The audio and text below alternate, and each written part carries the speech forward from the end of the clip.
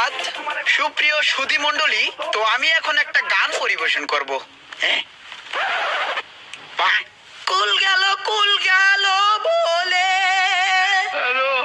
কুল গেল বলে কুকিল ডাইকা পেরেশান, কুল মজাইতে আইছে রে কালাসান। তোরা নগরবাসী খুব সাবধান, কুল মজাইতে আইছে রে কালাসান। বাঁশি বাজাই কুতুবীর তলি, নাইতে গিয়া নামিস না কে যমুনার জলে। কুল হারাবি হয় না কুলে, কুল হারাবি হয় না কুলে, শুনলে পুরা বাঁশির টান, কুলম যাইতে আইছে রে কালাসান। নগরবাসী খুব সাবধান, কুলম যাইতে আইছে রে কালাসান। বাহ, সেই গাও সেই। অনেকদিন পরে একটা বাবের গান শুনলাম, সেরা সেরা। ঠিক আছে, কেউ উত্তেজিত হবেন না ভাইরা। স্যার তাহলে আসি আমি। ইতিমধ্যে আমাদের সুনামধন্য একজন স্টুডেন্ট মোহাম্মদ ইমরান হোসেন গান এবং নৃত্য পরিবেশন করে শোনালেন। ইমরান ভাইকে অসংখ্য ধন্যবাদ। এখন আমাদের মাঝে প্রতিভা নিয়ে আসবেন সোহাগ ভাই। আমরা সোহাগ ভাইকে আকুল আবেদন করতেছি মঞ্চে আসার জন্য। কিরে, তুই আমার নাম কই দিয়েছিস না? আরে না, আমি কিছু কইনি। হ্যাঁ, প্লিজ সোহাগ ভাই। ফাউল জলদি।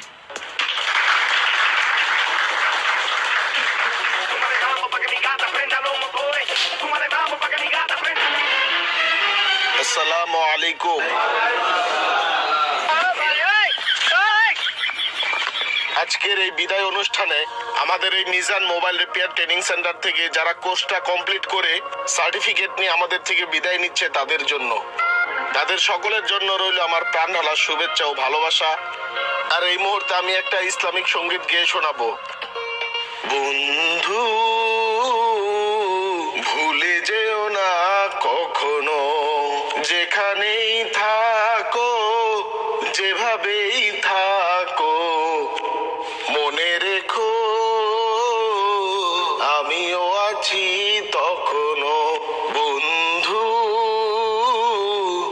ভুলে যেও না কখনো।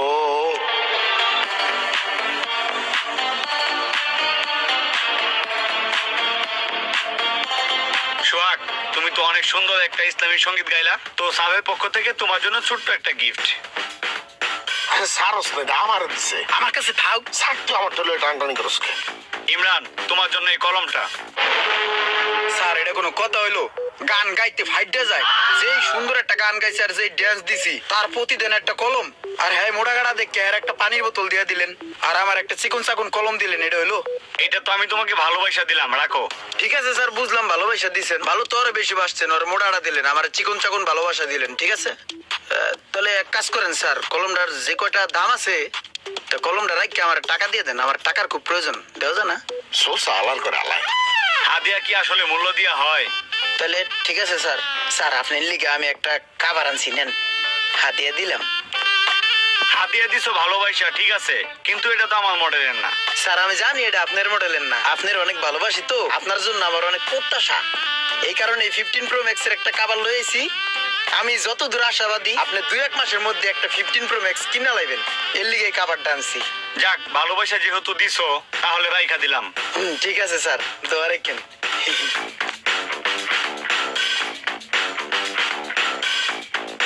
কিরে ওই, তুই যে কিপটা, তুই সারা যে কাবার দিলি কয়টা কিনছস? আর কি কিনছি, আইতেছি রাস্তায় টোকাই পাইছি, পকেটে লয়ে লইছি, এখন কাজে খাটাই দিলাম। তুই একটা আস্তা বাটপার রে আলাই। ওটা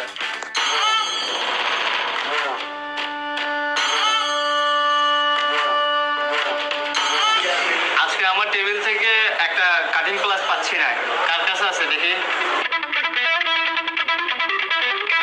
স্যার এই ঘটনার আমি তীব্র নিন্দা জানাই। এই চুরিদারি এগুলো একদম ঠিক না, বুঝছেন? অনেক সময় অনেক স্টুডেন্টরা মনে করে কি জানেন, যে স্যারদের ব্যবহৃত কোনো জিনিস নিয়ে গেলে তার কপাল খুললে যাবে। এটা তো কপাল খোলা না রে বোকা, এটা তো চুরি। স্যার এই ঘটনাকে আমি মন থেকে ঘৃণা করি স্যার।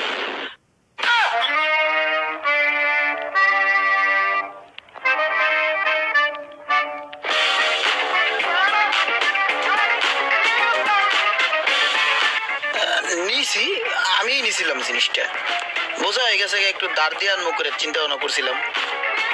তাহলে ঠিক আছে, লে যান।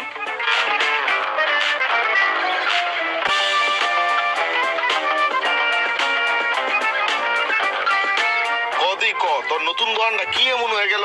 ভালোই তো চলতেছিল, কেমনে গেল তোর দোকানটা কদি? ভাই দোকানটা ছাড়ার আমার কোনো ইচ্ছা ছিল না বুঝছেন, ভালো টাকা ইনকাম হইতেছিল, কিন্তু কিছু পাবলিক আর হইলো মার্কেটের যে মালিক পক্ষ আছে তারা মনে করেন আমার দোকানটা ছাড়তে বাধ্য করছে বুঝছেন, আমার পুরো উচ্ছেদ করে। ভাইয়া ফোনটা চার্জ হয় না, ঠিক করা যাবে?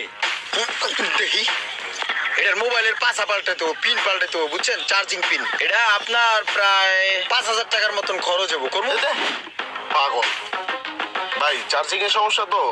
জি ভাই। 600 টাকা দিন, ঠিক করা যাবো, করবেন? আচ্ছা ঠিক করেন, আমি আসতেছি। আচ্ছা যান, ঠিক আছে। ধুৎ বেটা, এটা কোনো কাম করলি বেটা? তুই তো জীবনে উন্নতি করতে পারবি না। মুরগি মুরগি, আইফোন আলার মুরগি খুব দেওয়া যায় তো মুরগিটা। তুই বেটা এটা কি করলি? আইফোন থাক, মোবাইল সমস্যা নাই। ব্যবসা বুঝে না। কি দোষ, 1000 টাকা পাইছি আইফোনের পাশায়, দেখছিস আমার কপালটা আজকে কত ভালা। 1000 টাকা সকালবেলায় এই, দাদা। এ দে, এটা কাস্টমারের টিয়া, কাস্টমার মোবাইলের পিছে রাখছে, দেখছ নাই? আর বেটা কাস্টমারের টাকাটা তো আমি উঁচা কাস্টমার এলে কবে কি মোবাইলের ভিতরে কোনো টাকাই ছিল না, তুই দেওয়াও নাই, তুই পাসও নাই, বুঝছিস নাই? আমার পকেটে থাক। এটা কোনো কথা? আচ্ছা তোর একটা জাবেদা কই?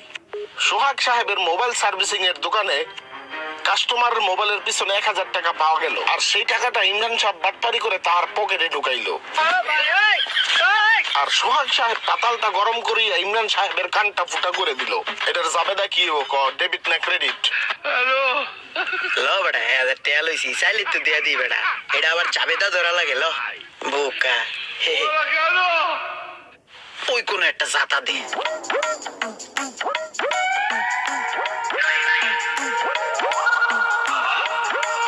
ইয়েস, 600 টাকা ধান্দা। বেটা কাম করছে না, দামদার কি হলো? এতে এটা কাস্টমারের দিয়ে দিই। ভাইয়া আমার ফোনটা ঠিক হয়েছে? হ্যাঁ ভাই, এই যে আপনার মোবাইলের চার্জিং পোর্ট ঠিক হয়ে গেছে, আর এই যে 1000 টাকা ছিল মোবাইলের পিছনে, আমি দেখছি, দেখে আমি হেফাজতে রাখছি, আপনারা দিয়া দিলাম। ভাই 600 দেন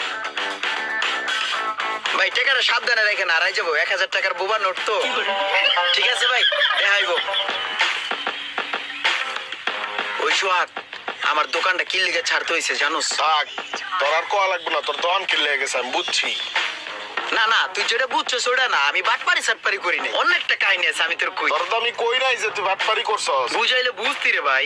আরে ভাই তুই যাবি না, তুই এখন বই আমার দোকানটাও ধ্বংস করবি। তুই আর 5 মিনিট বলে আমার দোকান আর একটা কাস্টমার হয়তো না। ধুৎ বেটা, বুঝলি না।